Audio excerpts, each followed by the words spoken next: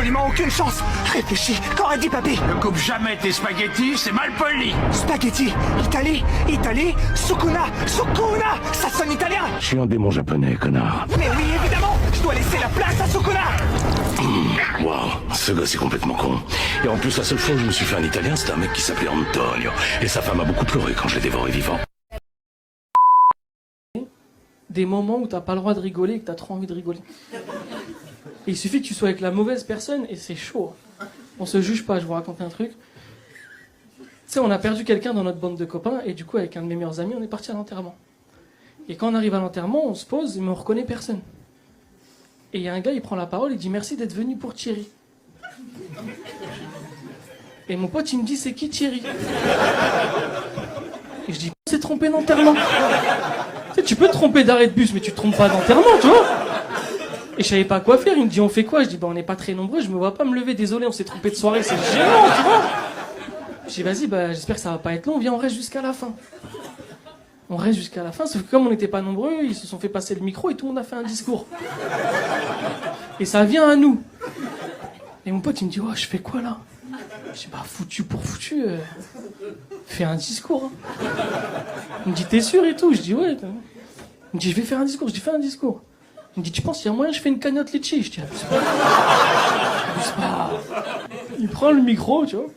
Il se lève, il commence à parler et... Ouais bah Thierry... Thierry c'était la famille un peu, hein. Toujours là quand on a besoin, Thierry, chic type. Et il commence à parler et les gens qui sont là, ils commencent à être émus par son discours. Ça m'a dit... Même moi, à un moment, j'ai eu un doute, je dis, il connaît Thierry, le bâtard. Tu sais, il commence à parler.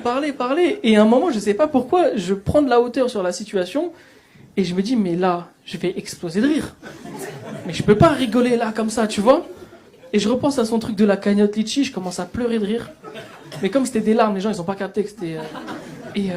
Et franchement, je vous dis la vérité, j'ai passé un très bon moment, quoi.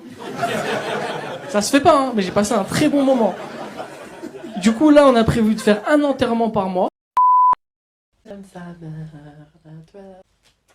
merde. Merde. Quoi? Merde. Non, tu oublies ce mot tout de suite. Merde. Oh, putain. Non. Putain. Écoute, ce sont de grossières paroles, tu n'es point en droit de le dire. Sinon quoi, putain de merde? Sinon je vais me faire pulvériser par mer. Pas mon problème. Putain. Tais-toi. Putain. Pâte à modeler. Oh non, Clotilde, il ne faut pas que tu dises un mot aussi grossier. C'est pire que putain de merde? Oh oui, bien pire. J'espère que tu ne le diras pas à tout le monde. Je serai dans de beaux draps. Pâte à modeler. J'ai encore de la chance. Elle m'aurait buté, la daronne. Pourquoi ta sœur vient-elle te dire putain de pâte à modeler de merde? Oh bordel. Bordel. Serrer maman. Maman.